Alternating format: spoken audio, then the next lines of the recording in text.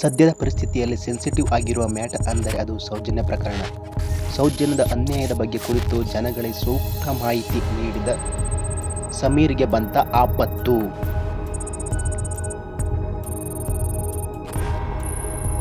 ಕನ್ನಡ ಯೂಟ್ಯೂಬ್ನಲ್ಲಿ ಒಂದು ಅದ್ಭುತ ಮಾಹಿತಿ ಕೊಟ್ಟ ಎಂದರೆ ತಪ್ಪಾಗದು. ಸಮೀರ್ ಅವರು ಹೇಳಿರುವ ಮಾಹಿತಿ ಎಷ್ಟರ ಮಟ್ಟಿಗೆ ಸತ್ಯ ಇದೆ ಎಂಬುದು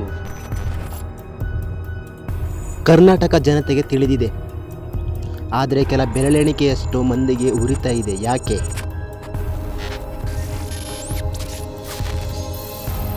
ಯಾಕೆಂದರೆ ಫ್ಯಾಕ್ಟ್ ನಂಬರ್ 1, ಇವರು ಬೇರೆ ಜಾತಿಯವರು, ಹಿಂದೂ ಧರ್ಮಕ್ಕೆ ಕಳಂಕ, ದೇವರಿಗೆ ಅನ್ಯಾಯ, ಐತಿಹಾಸಿಕ ತಾಣಕ್ಕೆ ಕಪ್ಪು ಚುಕ್ಕಿ. ಇಷ್ಟೆಲ್ಲ ಟೀಕೆಗಳು ಸಹ ನಮಗೆ ಕಾಣುತ್ತಾ ಇದೆ. ಈಗ ಇವರು ಯಾವ ಜಾತಿ ಅನ್ನೋದು ನಮಗೆ ಮುಖ್ಯನಾ ಅಥವಾ ಸತ್ಯದ ಅರಿವು ಮುಖ್ಯನಾ?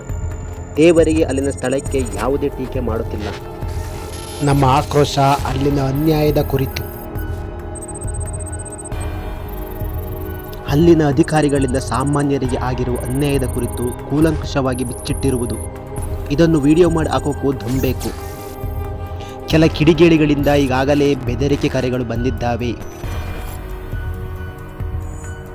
ಇವರ ಮನೆಯ ಅಡ್ರೆಸ್ ಜೊತೆಗೆ ಪ್ರೈವೇಟ್ ನಂಬರ್ ಕೂಡ ಸ್ಪ್ರೆಡ್ ಮಾಡಿದ್ದಾರೆ. ಇಂತಹ ಪರಿಸ್ಥಿತಿಯಲ್ಲಿ ಒಂದು ಹೆಣ್ಣಿನ ಅನ್ಯಾಯದ ಕುರಿತು ಮಾತನಾಡುವುದರ ಬದಲಾಗಿ ಸಮೀರ್ ಅವರ ತಪ್ಪಿನ ಹುಡುಕಾಟದಲ್ಲಿ ಇದ್ದೀರಾ?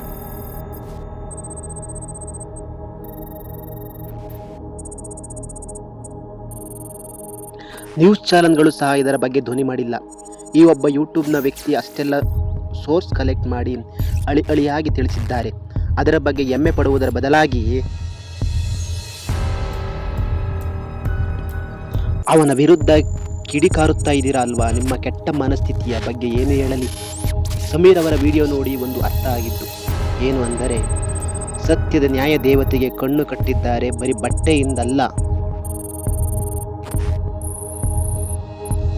ಒಂದು ಹಣದ ವ್ಯಾಮೋಹದಿಂದ ಇಂದು ಕಾನೂನು ಹಲ್ಲು ಕಿತ್ತ ಹಾವಿನ ರೀತಿಯಂತಿದೆ. Moral of the story, Sameer ತಪ್ಪಿಲ್ಲ.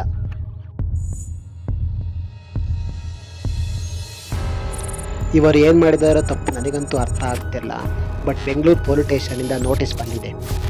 ಇದು ನಮ್ಮ ಕಾನೂನು ಸುವ್ಯವಸ್ಥೆಯ ನಿಯಮ. ಸೂಪರ್.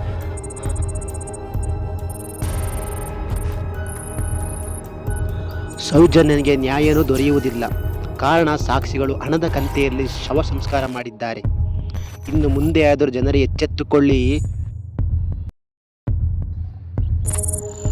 ಸರಿಯಾದ ರಾಜಕೀಯ ವ್ಯವಸ್ಥೆಯನ್ನು ಭದ್ರಗೊಳಿಸೋಣ.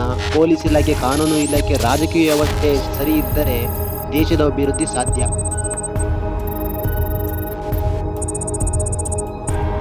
ಇಲ್ಲವಾದರೆ ಇದ್ದವರು ಇಲ್ಲದವರನ್ನು ಅನ್ಯಾಯದ ಸುಳಿಯಲ್ಲಿ ಸಿಕ್ಕಿಸಿ ನರಕ ನೋಡುವಂತೆ ಮಾಡುತ್ತಾರೆ. ಎಚ್ಚರಿಕೆ. Justice for Soujanya. Hands off to Sameer bye.